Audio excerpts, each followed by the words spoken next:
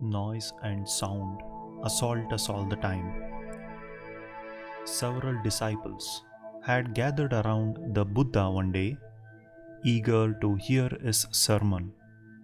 But the Buddha chose to remain utterly silent, only holding out a lotus flower. What did this silence mean?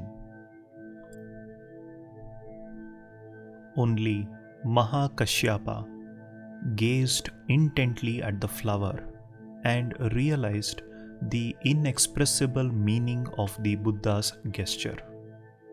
He had obtained inspiration directly from the Buddha's gaze and the flower that the master had held. He smiled at the Buddha in gratitude, and the Buddha smiled back in recognition of his disciples' subtle sense of insight. Thus was born a new school of Buddhism, Zen, in which experiential wisdom took precedence over sermons and scriptures, and in which revealed transmission bypassed the need for words and rituals. To this day, Zen masters do not use words to transmit their wisdom, relying instead on intuitive thought processes and the grasp of unspoken truths. It is believed that Bodhidharma, the South Indian Pallava prince turned monk, first brought Zen to China. He was perhaps in the direct lineage of the disciples of Mahakashyapa. The essence of Zen philosophy is expressed in the bloodstream sermon attributed to him. Buddhas don't save Buddhas. As long as you look for a Buddha somewhere else, you will never see that your own mind is the Buddha. Don't use a Buddha to worship a Buddha. And don't use the mind to invoke a Buddha. Buddhas don't recite sutras. Buddhas don't keep precepts. And Buddhas don't break precepts. Buddhas don't do good or evil.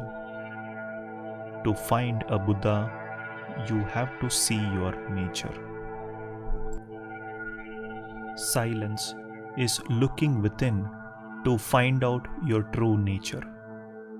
Our workaday world has the tendency to drown us in a tsunami of noise, incessant and often mindless chatter, blaring music, non-stop TV, constant telephone calls, endless meetings and lengthy presentations, and at times heated arguments, hurt our eardrums and our hearts. Noise and sounds assault us all the time. The demands and distractions of modern life only take us away from ourselves. This is why Indic philosophy and culture insist on silence, withdrawal, stillness, and meditation, whereby you can discover the divine within yourself. The more a man finds his sources of pleasure in himself, the happier he will be, writes the philosopher Schopenhauer. The highest, the most varied and lasting pleasures are those of the mind. Truly, if we cannot find our sense of self-worth, our true happiness and contentment within, it is useless to seek it elsewhere. This is exactly what silence helps us to do. The best part of silence is that the ego is switched off at least for a while, and we are focusing our attention inwards. If any of you have voluntarily or compulsorily sat in silence even for a few minutes, you will know that the mind is energized, recharged by this experience. Not only Zen, most other ancient faiths set great store by the sadhana of silence. Dhyana and yoga are based on silencing the mind and emotions as well as speech. Of Shiva, who is worshipped as the ultimate guru, Dakshinamurti, scriptures say this: Thou art he who imparts instruction in utter silence. Thou art he that observes the vow of taciturnity, for thou instructest in silence.